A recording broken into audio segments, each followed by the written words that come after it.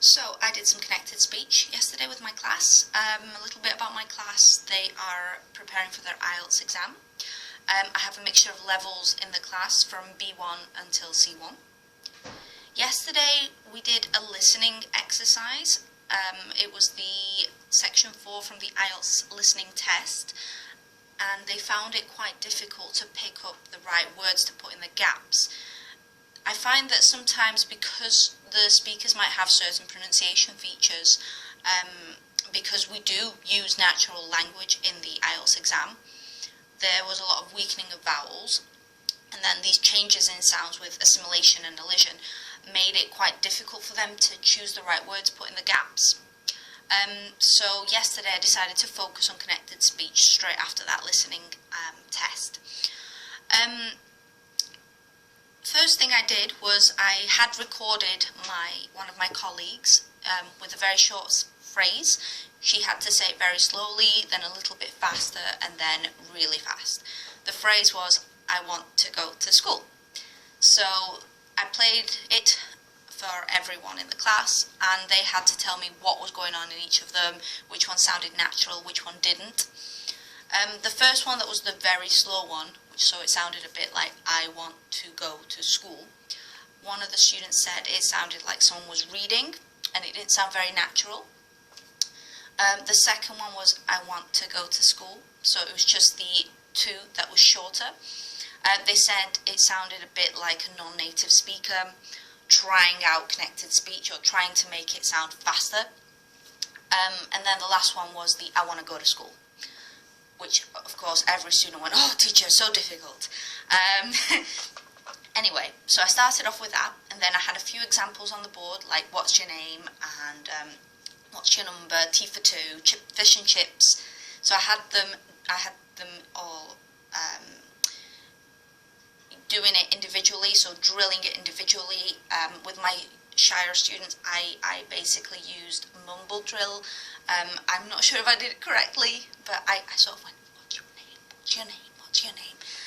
And had them do it very quietly with the partner, and then I got them to say it out loud so that everyone could hear them.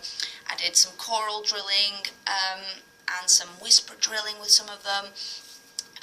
Generally they found it quite funny.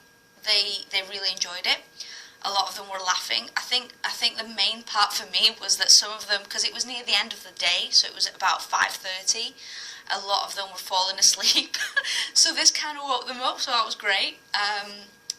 A lot of them were practicing with the person next to them, and they were really getting into it, and they were trying to do it very slowly and then a bit faster, a bit like the recording I had of my colleague.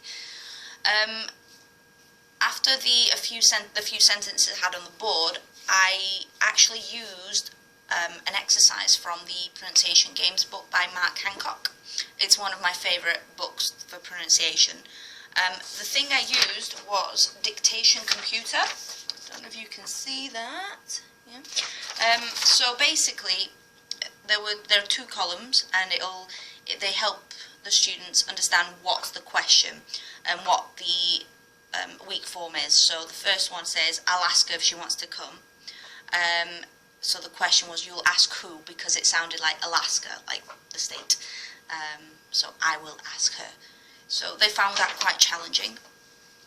At the end of the lesson, when I asked them how they felt, some of them confessed that they felt like they were learning a whole new language. They had never encountered connected speech in a class before, which was interesting, because the student who mentioned this was an advanced student, so I would have assumed that they would have covered that in a class before. Something that I thought was quite negative was the fact that some students who felt like their speaking was quite good, because I've told them that their vocabulary and grammar is fantastic, it's phenomenal, they felt a bit disheartened because I told them that they needed to work on the connected speech.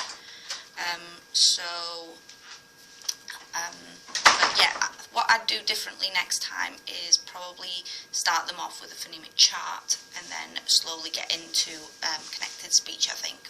So that's that.